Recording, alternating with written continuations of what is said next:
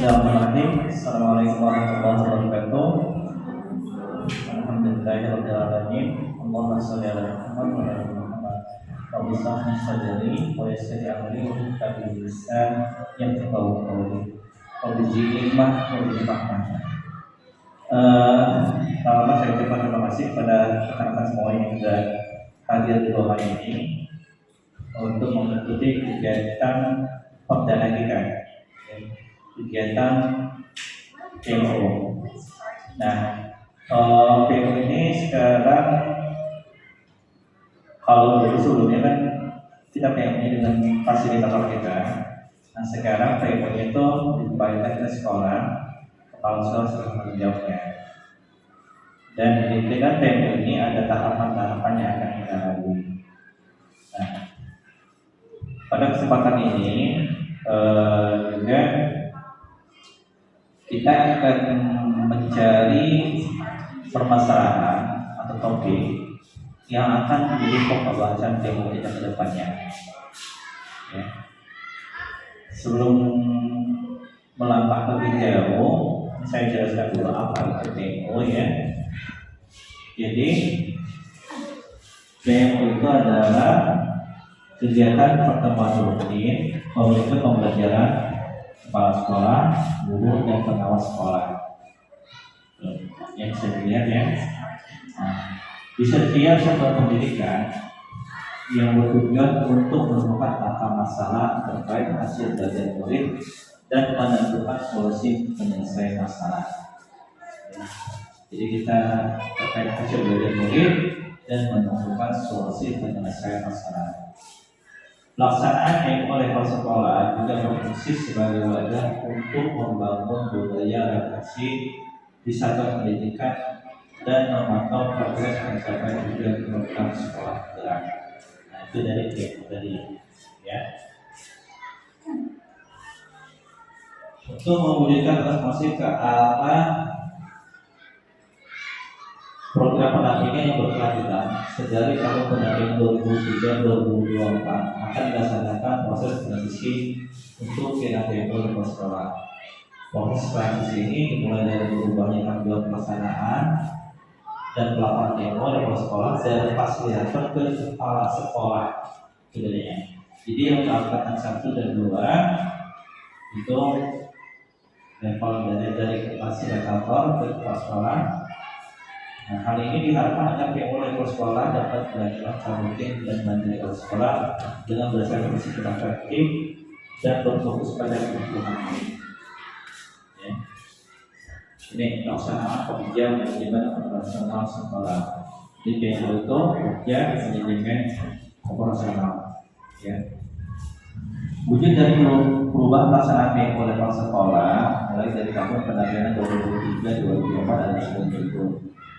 Jadi kita untuk angkatan 2 ya, orang kepala sekolah kegiatan mengatur kesepakatan jadwal dengan satuan pendidikan dan pengawas sekolah untuk melakukan PMO di sekolah. Karena kita sosialisasikan masalah kaitan jadwal ya. Kita sudah tanyakan banyak beberapa dulu karena teknis. Mana saat kegiatan sosialisasi dan memimpin berjalannya PMO sekolah sesuai dengan instrumen PMO. Pasca kita melakukan hasil PMO sekolah ke SIG PKB. Nah, jadi kita bukan asal-asal ada pertemuan PMO, tapi juga ada laporannya. Ini laporannya ke hasil dari itu tadi. Kemudian melaksanakan tindak lanjut yang diperoleh setelah PMO. Selanjutnya, tindak lanjut apa? Ya. Kemudian melakukan refleksi dari hasil PMO level sekolah di bulan sebelumnya. Kalau yang terakhir kita tadi melakukan refleksi pembelajaran berbasis peserta didik. Jadi kita merefleksi peserta didik kita, ya, khususnya pembelajarannya. Nah, sedikit tentang PMO.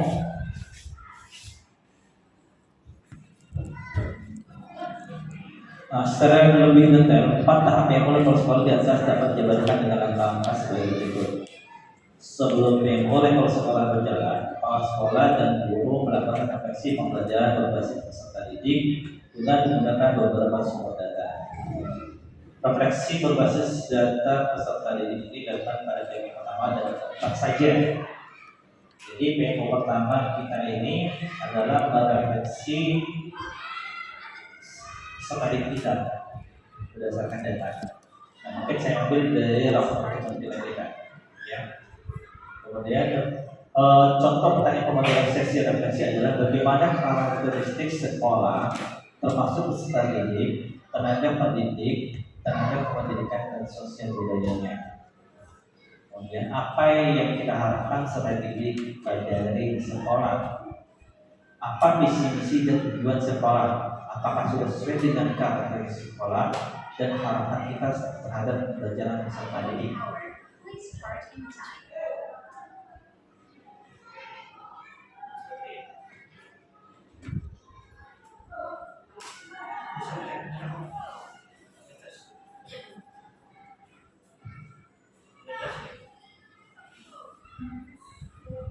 Apa Pak?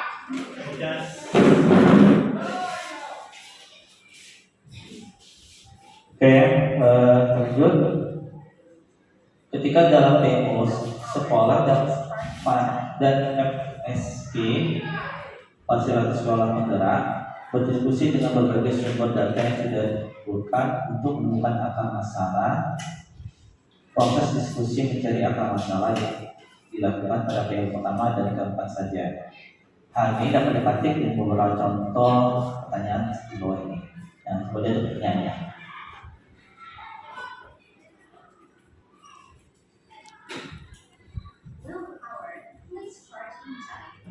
Jadi di situ apa hal yang menghambat peserta didik belajar di sekolah? Ya, apa hal yang menghambat visi misi dan tujuan sekolah? Bagaimana hal tersebut menghambat visi misi dan tujuan sekolah? Apa saja masalah yang terlihat dalam rapor pendidikan sekolah? Nah, kalau yang kita berbasiskan data, kita ambil yang poin keempat ini yang terlihat dalam rapor pendidikan sekolah. Ya, jadi kita fokuskan ke yang poin 4. Ini untuk masalah PO ya.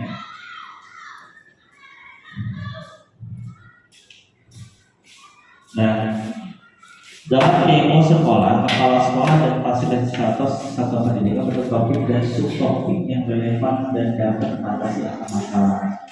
Pembinaan subtopik maksimal hanya 2 dan dilakukan pada PO pertama dan kedua saja. Setelah subtopik ditentukan, sekolah dan fasilitator menentukan tindak lanjut dari diskusi subtopik yang disepakati. Setelah tindak lanjut ditentukan, kepala sekolah melakukan pelaporan di sistem SIP PKD. Setelah pelaporan, sekolah melakukan implementasi dan solusi dan tindak lanjut yang sudah disepakati selama 6 bulan ke depan.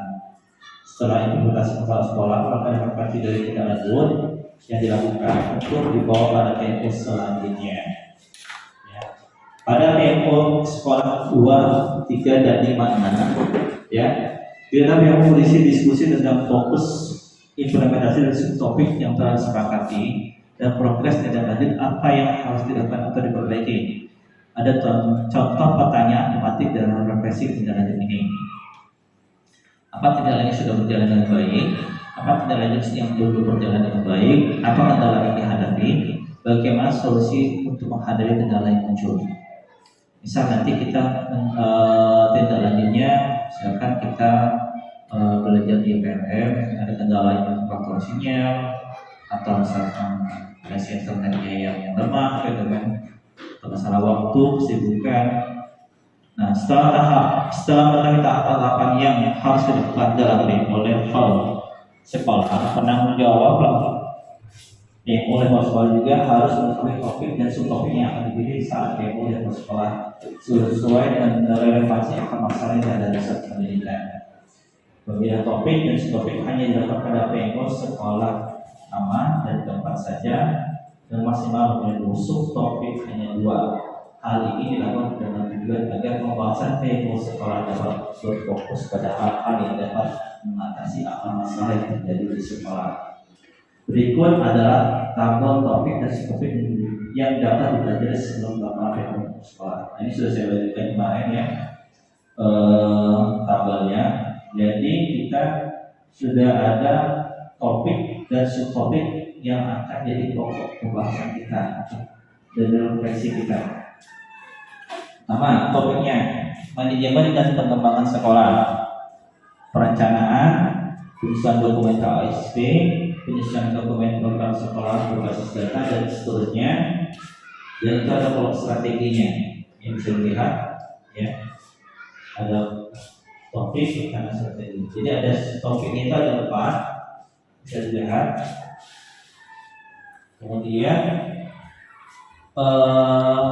ini nantinya akan tampil di SIM PKB kepala sekolah. Nantinya seperti ini, ya. Nah ini deskripsi penyampaian hari ini.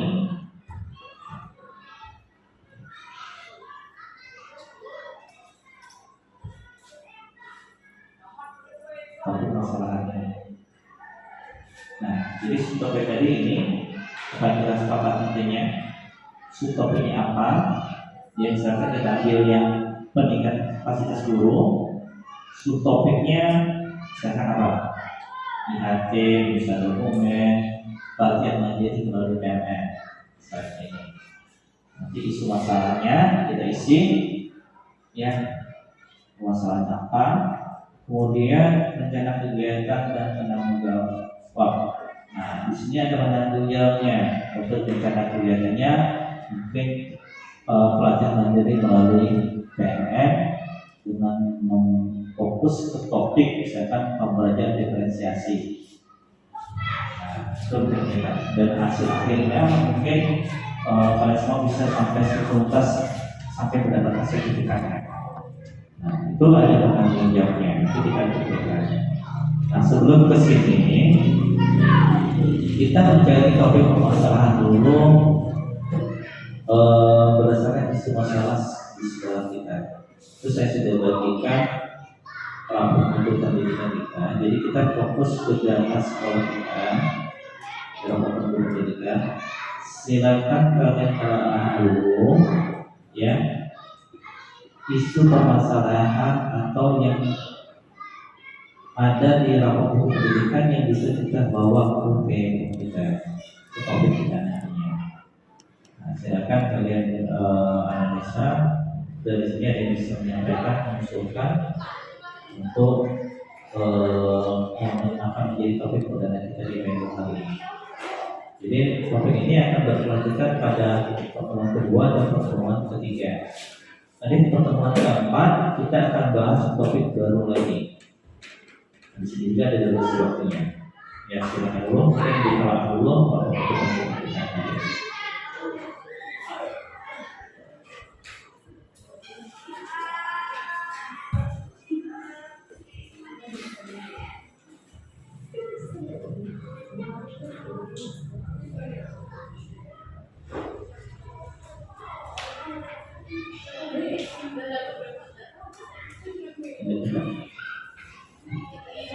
Itu yang saya tampilkan ini di awal buku pendidikan kita.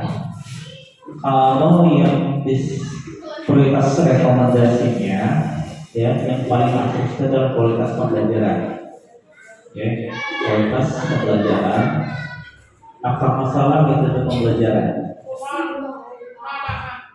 ya. Kemudian program ini meningkatkan kompetensi kritika dan kebijakan yang menggunakan aplikasi pendidikan. Inspirasi menarik sebuah pendidikan meningkatkan potensi kritika dengan mempelajari konten terkait praktik pembelajaran yang interaktif dan yang sesuai dengan tujuan pembelajaran karakteristik siswa. Jadi mungkin di rencana kita ke sini, ya, ke satu pendidikan meningkatkan potensi kritika dan mempelajari konten terkait praktik pembelajaran interaktif. Gimana? Ada tanggapan? Atau ada topik lainnya juga?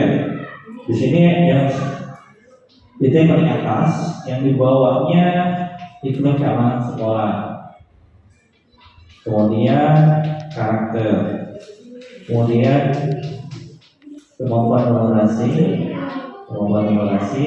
iklim kebinekaan, ya, kemampuan literasi, ya. Kalau saya pribadi, intinya kita bahas ke yang kita ambilnya ke kualitas pembelajaran ini, yang mana kita pahami.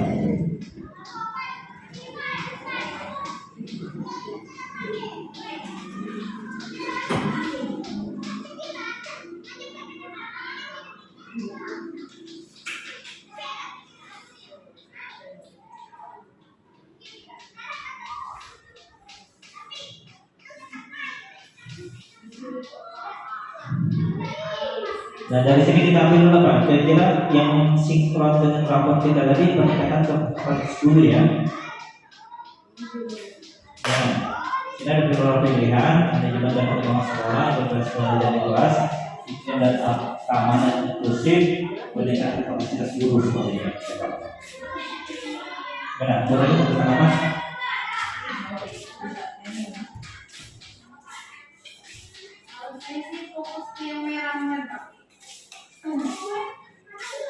Kalau saya pribadi Pak, fokus ke rapor pendidikan kemarin itu yang merah di bagian metode pengajaran. Artinya kalau metode pengajaran lebih ke gurunya Pak. Jadi saya pengennya ngambil ke pembelajaran berdiferensiasi atau metode belajar yang beragam. Oke, yang lain ada teman-teman? Faisal, mana? Sepakat. Yang lain gimana yang lain? Sepakat. Kita ambil topik peningkatan kapasitas guru. Subtopiknya dari topik permasalahan pelatihan melalui mandiri melalui PNN. Nanti di PNN tadi kita buka, kita cari topik yang kira-kira bisa meningkatkan kapasitas guru yang berhubungan dengan rapor untuk pendidikan kita. Ya. Jadi isu masalahnya apa? Kira-kira isu masalahnya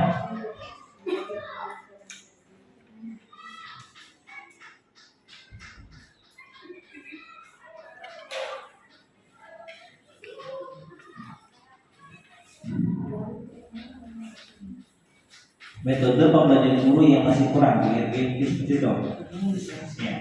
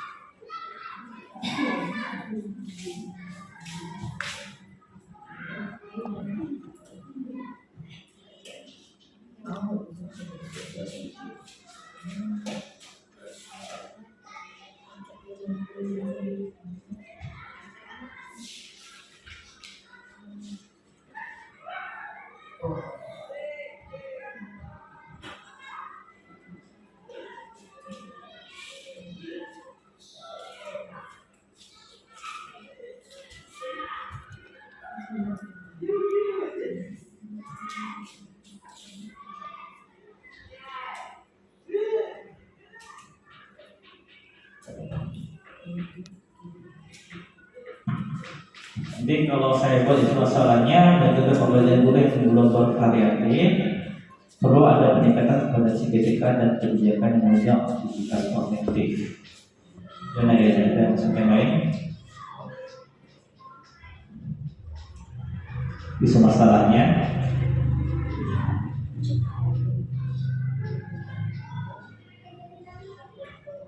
Ya. Kemudian rencana kegiatan. Kalau dia rekomendasi di rapat mutu,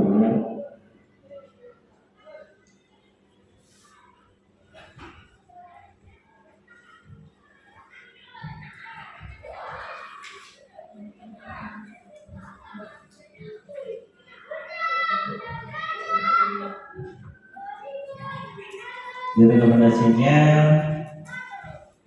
ini ya, diantaranya pengembangan inovasi terkait metode pembelajaran, yang workshop peningkatan kompetensi guru dengan metode dari pembelajaran semua mapel, penyusun program evaluasi monitoring. Kalau kegiatan BOP-nya kesetaraan, partisipasi dalam komunitas belajar, penyelenggaraan pembelajaran, aktif, kreatif, efektif, dan nyaman, penyusun model interaktif dan media pembelajaran.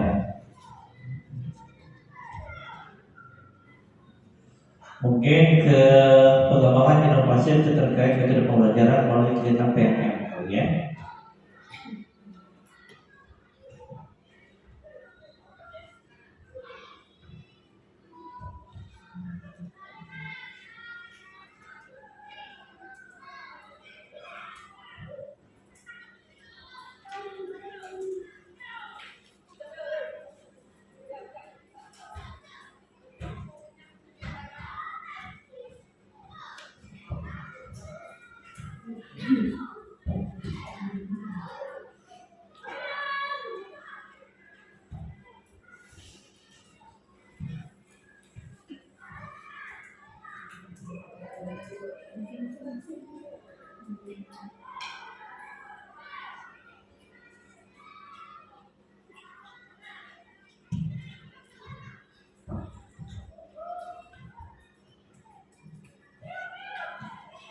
Jadi kalau saya berbicara kedepannya, pengembangan inovasi terkait dengan pembelajaran melalui pelatihan mandiri di PMR yang terkoordinir.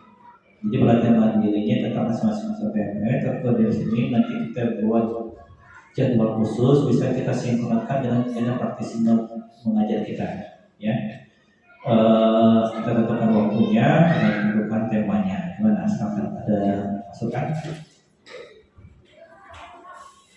Nanti kalau kita coba dilakukan untuk mendidik di PMN ya, untuk topik yang kira-kira berhubungan dengan refleksi kita, permasalahan kita.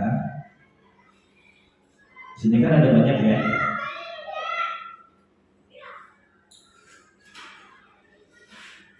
Nah, kira-kira coba masing-masing buka PMN-nya. Kalian analisa kira-kira topik apa yang cocok untuk mengembangkan kompetensi guru. Silakan Pak PMN masing-masing dulu. Di PMN pelatihan mandiri kita pilih topiknya. Ya, di sini ada perencanaan pembelajaran, asesmen, kriteria dan pembelajaran, penguatan profil pelajaran Pancasila, diferensiasi dalam pembelajaran, topik belajar Pancasila, data berbasis data, rapor penggunaan, refleksi, disiplin positif, disiplin konseling, iklim dan sebagainya. Ya, silakan menyampaikan kira materi apa itu atau materi apa yang sepatutnya kita menjadikan topik kita untuk di PMN. Yang tujuannya meningkatkan kompetensi guru. Mana silakan. Di sini ada kompetensi pengenalan pembelajaran, ada kemudian yang tadi perencanaan pembelajaran, ya. Kemudian kriteria tambah dengan pembelajaran. Silakan. Nanti kita sepakat topik ini dan topik ini yang akan kita tidak lanjuti untuk tahun kedua dan ketiganya progresnya.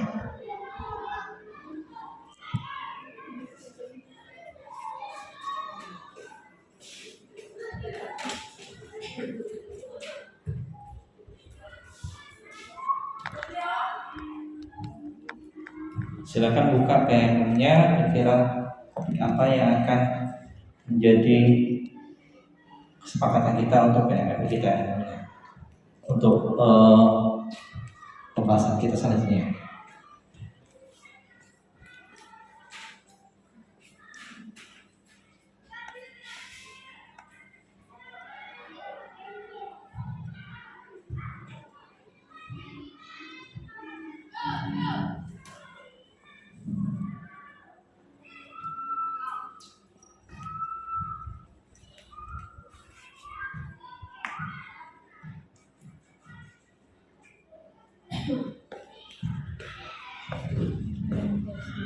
Ya, gimana? Ada masukan kira-kira untuk PM kita yang berhubungan dengan peningkatan kompetensi guru?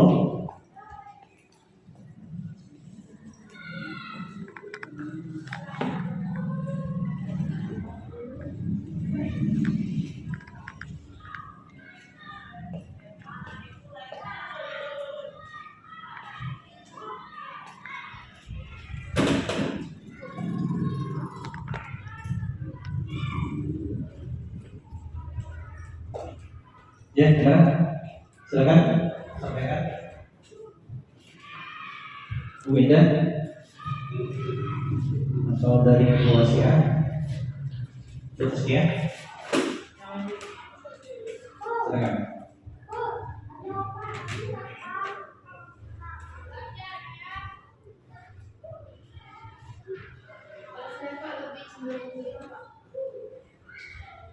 tadi masalahnya di metode belajar, peningkatan guru, yang pemahaman juga metode yang kurang bervariasi. Saya lebih cenderung ke topik diferensiasi dalam pembelajaran, Pak.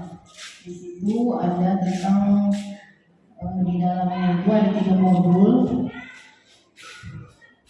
tentang pemetaan murid. Di situ identifikasi kebutuhan murid, kemudian menyelaraskan kebutuhan murid dengan tujuan pembelajaran, manajemen kelas. Jadi saya lebih cenderung ke topik itu.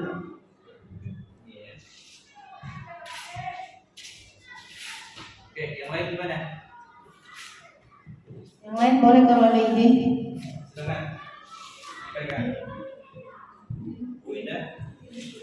Pegang.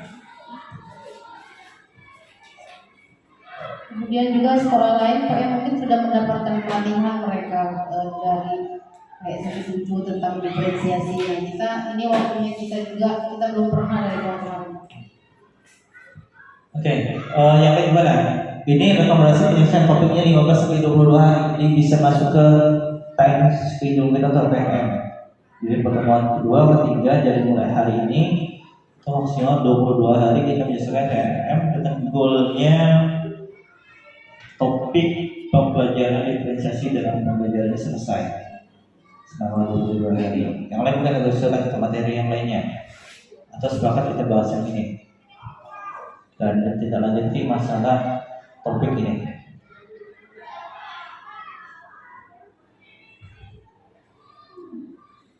Gimana? Sepakat semuanya? Satu suara? Atau ada usulan lain? Materi lain silakan ditahan dulu PM-nya sebelum kita sepakati semua.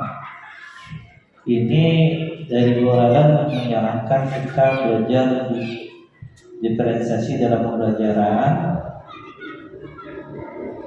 ya. Diferensiasi dalam pembelajaran ini. Kalau yang lainnya gimana?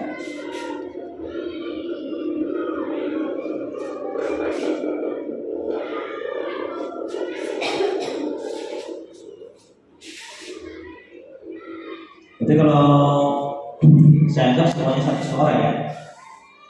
Jadi rencana kegiatan pertama yang pasti terkait pembelajaran mulai pelatihan lanjut PMM yaitu organisasi dengan topik organisasi.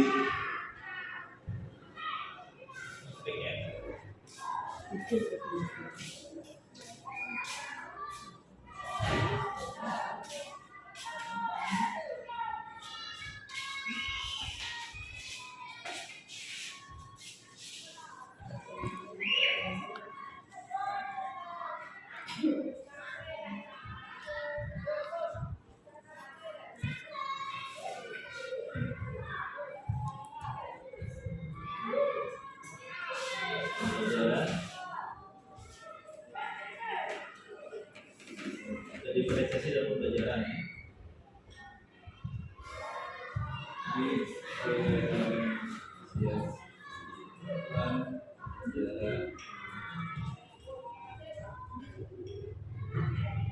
Untuk menanggapinya, mungkin langsung ke ini ya, praktis mengajar kita kemudiannya, bulannya.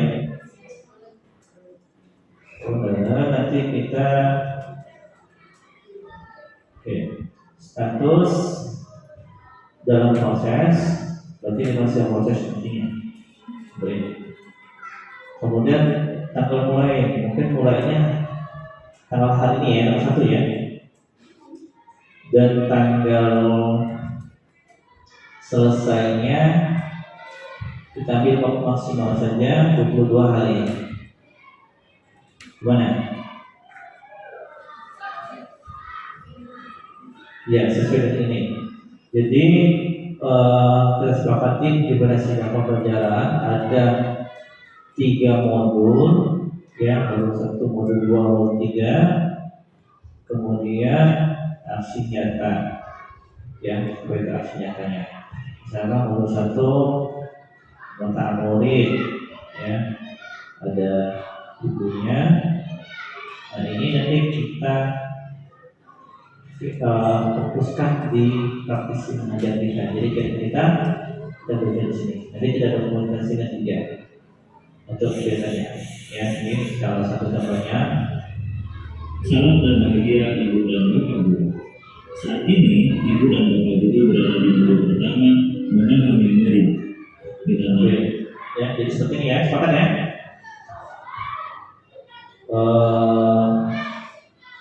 Untuk PLO kita yang pertama, ini kesepakatannya saya ambil dulu.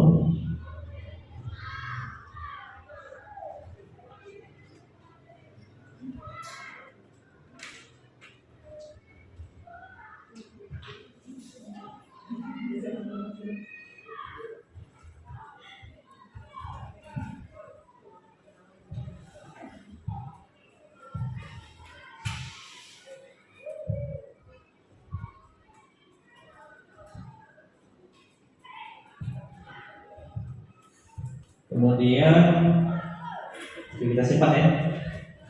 Simpan.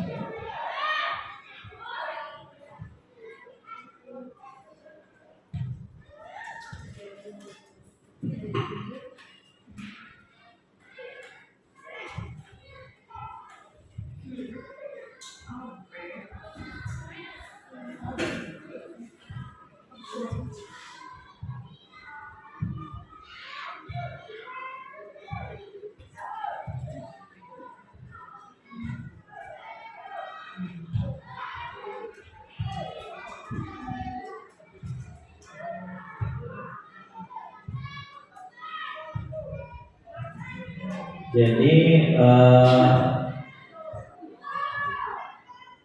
kita lakukan pengakuan dulu. Alhamdulillah pelaksanaan kita hari ini malam hari ini ya, tanggal 1. Oke, jumlah peserta itu semua ya, 9 orang. 9 orang. Hasil refleksi proyek praktik berbasis peserta didik.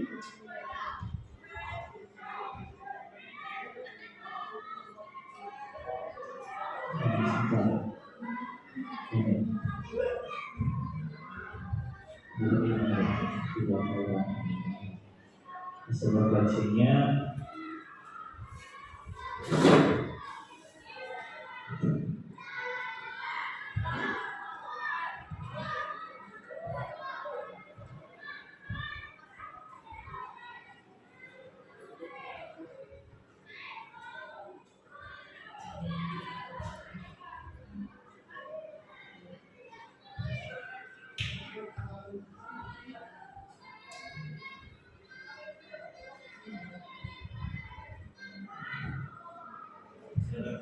dari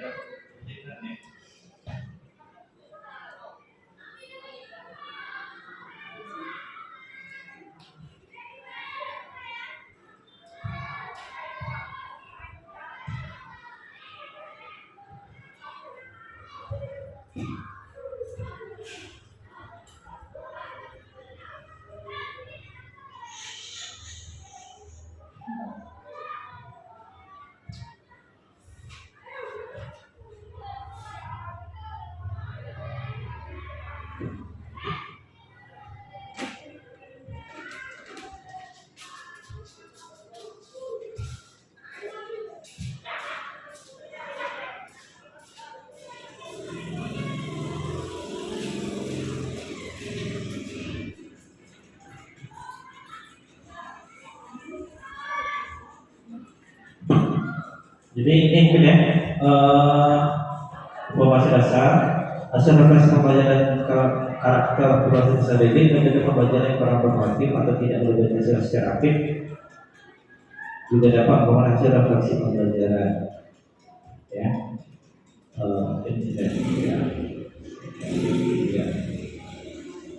Jadi metode kumulatif perlu peningkatan kursus dijadikan yang punya aktivitas kognitif.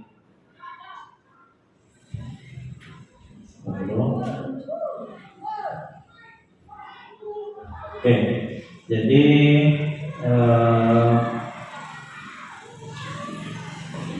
untuk demo kita sepakati selanjutnya ya nanti ini pakai permasalahan pertama topik pembahasan keduanya nanti. Nah, jadi nanti topik pembahasan pertama ini kita ada 2 kali pertemuan lagi untuk progres selanjutnya. Oke, sampai di sini ada yang perlu disampaikan atau ditanyakan? Silakan.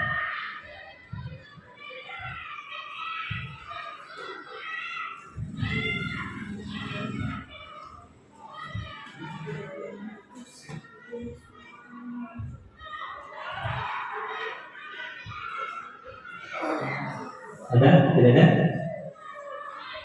Oke, selanjutnya. Selanjutnya saya akan menyampaikan sebuah materi refleksi pembelajaran dan karakter proses strategis. Dan tentunya biar kita lebih paham pada refleksi ya pembelajaran yang bisa simpulkannya nanti atau simak nih. Jadi refleksi pembelajaran, tujuan, manfaat, dan contohnya. Dalam kegiatan belajar mengajar pasti sudah tidak asing lagi dengan istilah refleksi pembelajaran. Ya, maksudnya refleksi pembelajaran merupakan salah satu kegiatan pembelajaran di mana siswa memberikan berbalik kepada guru dan terhadap kegiatan pembelajaran sudah dilakukan. Jadi ada interaksi ya. Refleksi pembelajaran bisa dilakukan dalam bentuk penelitian tertulis dan lisan yang dilakukan oleh siswa untuk guru dan guru untuk siswa guna mengapresiasi kesan konstruktif, harapan, dan kritik terhadap proses pembelajaran. Dan di PNM itu ada salah satu topik tentang refleksi pembelajaran itu saya sudah buka dan sudah saya pelajari dan melengkapi saja. Itu bagus sebetulnya. Jadi kalau pengen memahami lebih jauh tentang refleksi, bisa dilihat di PNM-nya di topik refleksi pembelajaran ada semua. Nah, kalau kan kita refleksi pembelajaran, pengelolaan informasi positif dan negatif yang kita belajar yang sudah dilakukan, serta bagaimana guru bisa meningkatkan kualitas pembelajaran tersebut. Hasil refleksi pembelajaran juga bisa dijadikan sebagai bahan observasi untuk mengetahui sampai mana pencapaian kegiatan pembelajaran dan bisa memberikan kepuasan bagi siswa. Itu kemudian dampak dan contohnya. Ya, ini sekali sendiri. Ya, hasil pembelajaran dari para guru dan siswa, sehingga guru dan siswa juga bisa merasakan manfaat di sini. Ya, kemudian juga refleksi.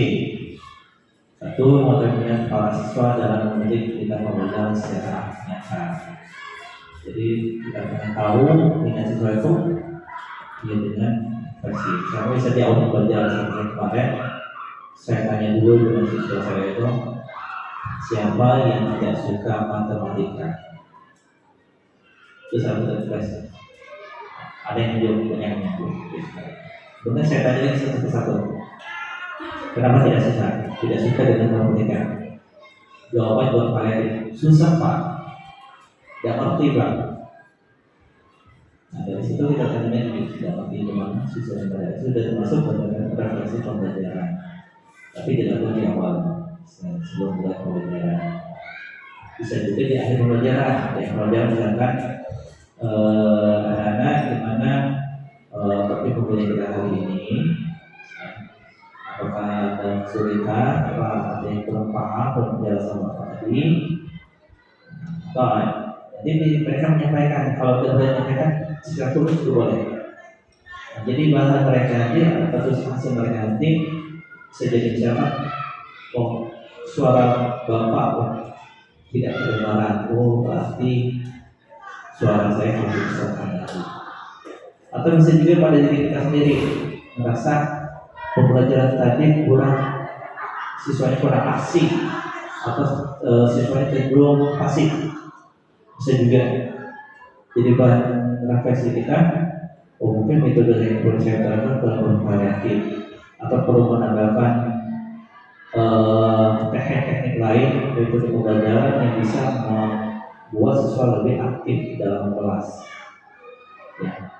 Atau seperti yang Ibu Taskia lakukan di hari bagus kan? Ya, belajar di luar kelas.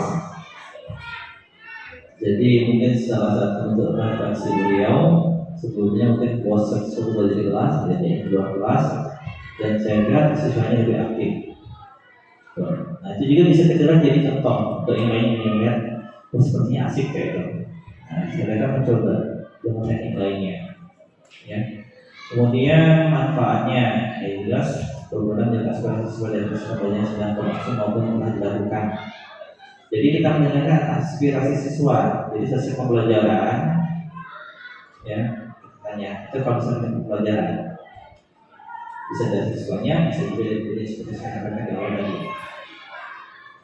Nah, refleksi pembelajaran dan karakter proses peserta didik, hasil refleksi pembelajaran dan karakter proses peserta didik SMP mengacu pada evaluasi pemahaman yang boleh dari pengalaman belajar siswa di sekolah menengah. Pendekatan ini tidak hanya fokus pada penguasaan materi pembelajaran, tetapi juga pada pengembangan karakter dan moral siswa. Jadi bukan hanya pada hasil nilainya, tapi pada karakter siswa juga. Misal siswa itu selama di kelas selalu juga dulu, kita bisa jadi bahan refleksinya, ya. Atau siswa itu cenderung pasif atau diam. Jadi bukan hanya penilai juga bisa akan nilai siswa kecil, akan nilai siswanya banyak di luar rata-rata, bisa juga. Nah, berikutnya ada beberapa konsep yang mungkin muncul dari pembelajaran pengembangan karakter dan misalnya mungkin di berikut bisa terjadi dengan SMP di masa sosial. Ini saya itu ada 11 poin, ya. Bisa dilihat 11 poin itu, ya. Kita bahas satu-satu.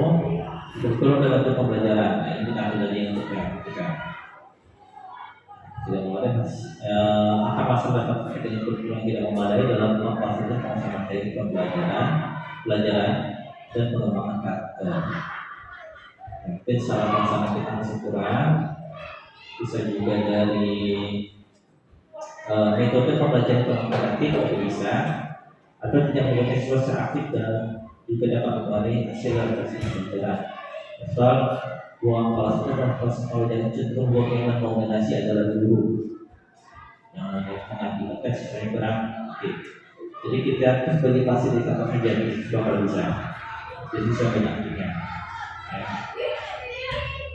Kemudian keterbatasan sumber daya, masalah mengenai sumber daya seperti teks, pengajar, dan pelajar dapat mempengaruhi kualitas pembelajaran yang jelas, ya. Kalau ada buku, ya, siswa juga cenderung mau belajar apa. Kemudian faktor motivasi, seperti orang siswa untuk terlihat sebenarnya dalam proses pembelajaran dan mengembangkan karakter mungkin terkait dengan kurangnya motivasi. Ini motivasi juga bisa mempengaruhi siswa. Seperti kelas 9 ada yang semangat belajar turun karena motivasinya yang berpikir dia tidak bisa lanjut ke SMA, ya. Itu berpikir buat apa saya belajar seterusnya. Tapi tetap saya motivasi siswa itu untuk belajar dan yakinlah insya Allah ada jalannya dia untuk bisa lanjut ke SMA. Ya, entah apa yang buat dia berpikiran dia tidak bisa lanjut ke SMA, ya, itu motivasi. Kemudian penerapan nilai etika di luar kelas, ya. Meskipun siswa belum belajar tentang nilai dan dari kelas, penerapan dalam kehidupan sehari-hari mungkin masih kurang. Ya, kebanyakan seperti ini sih, waktu kalau di kelas bagus tapi di luar kelasnya atau di luar lingkungan sekolah kurang dari mereka. Kalau bisa imbas dari sekolah ini juga dibawa mereka dalam kehidupan sehari-harinya, ya. Pemahaman tidak memadai, ya. Siswa mungkin paling kesulitan dalam memahami konsep-konsep tertentu atau hubungannya dengan kehidupan nyata, yang jadi sampai contoh matematika tadi. Dari hasil refleksi yang saya lakukan, banyak siswa di sekolah matematika karena tidak paham dengan konsep yang ada di matematika. Itu pelajaran saya, ya. Karena dulu matematikanya belum ada, jadi saya ikut mengajar. Dan ternyata saya tanya dulu apa yang membuat mereka tidak suka dengan matematika. Dan pelajaran juga seperti itu. Ini bisa juga BK hanya sebenarnya tentang pelajaran bahasa Inggris atau Braille dan pelajaran lainnya atau Python, ya. Selain kebiasaan saya siswa monoton atau mungkin pasif dalam bidang olahraga, mungkin Pak Isyan juga kurang aktif dalam olahraganya, ya. Atau mungkin perlu diajak ke lapangan yang lebih luas lagi, misalnya pambal, ya. Kemudian kemandirian belajar, nah ini juga, ya, masalah klasikal. Kemandirian belajar itu siswa ini hanya belajar di sekolah saja, tapi di luar sekolah mereka enggak, kadang tugas atau PR tidak dikerjakan. Ya, sampai di rumah jarang sekali siswa yang mandiri untuk belajar, untuk buka bukunya di ketemu pelajaran sekolahnya. Ya. Kemudian tantangan lingkungan, ya, ekonomi, sosial, dan besar. Tapi pulang sekolah mereka bantu-bantuan untuk cari bantuan keluarganya atau imam atau keluarga. Ya. Terlibat orang tua juga pasti, ya, perhatian peran orang tua untuk mengawasi anak-anaknya jadi peran utama juga. Jadi dalam yang saya kasih pembelajaran. Jadi kalau orang tuanya sibuk, terserah lah, jadi mau jadi apa sana, itu sudah mempengaruhi refleksi pembelajarannya. Ya. Jadi kalau orang tuanya gencar untuk juga anaknya tidak dapat termotivasi. Evaluasi dan pemberi. Nah, ini mungkin berhubungan dengan hasil belajar mereka, ya. Jadi evaluasi dan pemberi. Kemudian ketika sesuai belajar pembelajaran, misal pelajarannya harusnya ada praktek, kita kasih teori. Misalkan pelajaran menjelaskan tentang passing atas dari permainan bola voli, kita jelaskan teori. Ya. Sedangkan siswa misalnya lebih butuh ke prakteknya. Nah, kita mungkin tidak memfasilitasi itu, ya, tidak sesuai dengan pembelajaran. Oke, coba cocok langsung ke praktek bukan ke teori. Terus kita contoh misalnya, kalau misalkan pelajaran pelajaran bahasa Inggris tentang speaking misalnya. Jadi kita kasih teori tentang speaking tapi praktek siswa, ya mungkin juga bisa mempengaruhi. Ya, misalkan siswanya bisa praktek langsung buat percakapan bahasa Inggris di antara mereka, tampil ke depan. Kurang keterlibatan aktif siswa, juga. Ya, kemudian kurang pendidikan karakter yang terintegrasi. Nah, mendeteksi akar masalah ini adalah langkah awal yang penting untuk merumuskan solusi yang sesuai. Setelah akar masalah diidentifikasi, nanti saja adalah melakukan strategi dan tindakan yang sesuai untuk mengatasi masalah-masalah tersebut. Ya, ini sekedar materi singkat. Kalau saya di grup untuk bahan referensi yang dibaca tadi. Jadi untuk hari ini mungkin cukup, ya, untuk pertemuan perdana kita kita dengan jadwal waktu kita sepakat tadi. Sebagai koordinatornya di dalam bisa langsung menyusun jadwal pertemuan kedua ketiganya untuk PM-nya, ya. Jadi kemudian kita dulu mulai dari sekarang belajar mandiri, referensi pembelajaran. Nanti pertemuan kedua akan dicek sampai di mana pembelajarannya. Itu kita berdua hari, ya. Jadi pertemuan kedua ketiganya itu diharapkan sudah selesai. Kita langsung ke praktik baiknya, ya. Nah, nanti selesai topik dari yang pertama ini, satu bulan. Yang keempatnya, pertemuan keempat, kita mencari topik kedua lagi yang berhubungan dengan permasalahan dari hasil refleksi pembelajaran kita ke siswa. Ya, misalnya kamu belajar atau ke keamanan lingkungan sekolah atau ke lain-lainnya, nanti kita topiknya kita hasil refleksi tadi. Jadi refleksi tadi dari yang 11 poin tadi bisa menjadi bahan untuk refleksi kita semua untuk persiapan ke pertemuan keempat nantinya atau keempat. Nah, untuk topik pertama ini ada pertanyaan dulu dari disampaikan, silakan. Ada koordinator dulu bisa ngasih gambar dulu dari Pak Sekretaris. Ya. Kalau saya Pak udah tergambar nanti mungkin mulai Senin ini ya, karena kita kan punya waktu jam 2 siswa pulang, nah kita manfaatkan dari jam 2 menuju kilometer dari sampai jam 3 kita bisa. Misalnya kita bingung ya mau ngerjain apa, di situ kita kegiatannya.